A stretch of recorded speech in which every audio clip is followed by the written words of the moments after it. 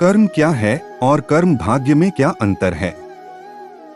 आप इस जन्म में जैसे कार्य करते हैं, अर्थात जैसे दान, पुण्य, दूसरों की मदद करना आदि, तो यही कर्म जब तक आप जीवित हैं तब तक तो आपकी सहायता करेंगे ही। और जो बचे हुए कर्म है, यदि आप मृत्यु को प्राप्त होकर अगले जन्म को प्राप्त करते हैं, तो जो बचे हुए कर्म है, यदि आप मृत्यु को प्राप्त होकर अगले जन्म को प्राप्त करते हैं, तो जो कर्मों का फल आपको इस जन्म में नहीं मिल पाया है, वह कर्मों का फल आपके अगले जन्म में भाग्य का कार्य करते हैं। यदि आपका कर्म अच्छे थे तो आपका भाग्य अच्छा होगा, और यदि आपका कर्म बुरे थे तो आपका भाग्य बुरा होता है। व्यक्ति की हर एक गतिविधि कर्म कहलाता है। जैसे व्यक्ति का सोचना, खाना, कार्य करना, किसी के लिए अच्छा करना या बुरा करना आदि सभी कर्म में जोड़ा जाता है। कर्म ही अगले जन्म के लिए भाग्य का कार्य करते हैं।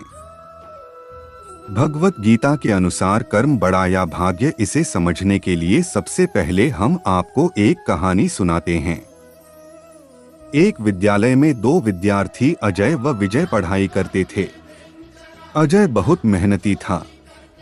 वह अच्छे से पढ़ाई करने के बाद भी कक्षा में प्रथम स्थान प्राप्त करने में असमर्थ था, जबकि विजय नकल करके पास होने व भाग्य में विश्वास रखने वाला विद्यार्थी था।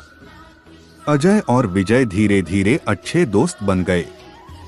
अजय भी मेहनत के स्थान पर भाग्य में विश्वास करने लगा, किंतु जब परीक्षा हुई तो अजय विजय के जैसे नकल नहीं कर पाया और वह फेल हो गया।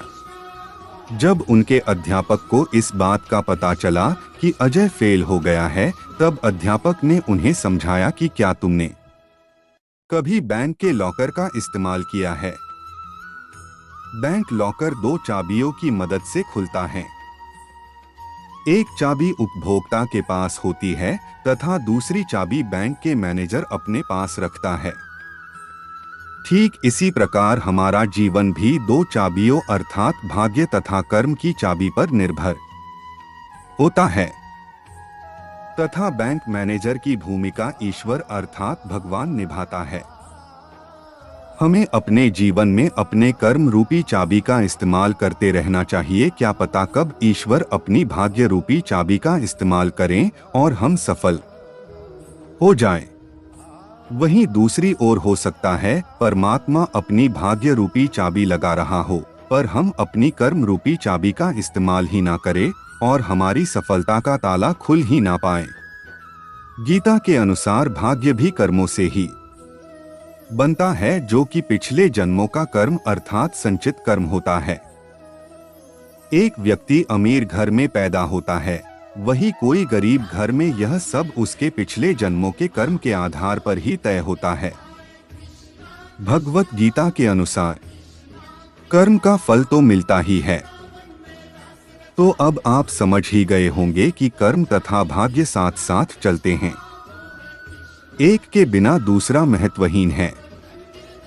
इसलिए कर्म और भाग्य दोनों का ही जीवन में होना बहुत जरूरी है। कर्म ही अगले जन्म के लिए भाग्य का कार्य करते हैं।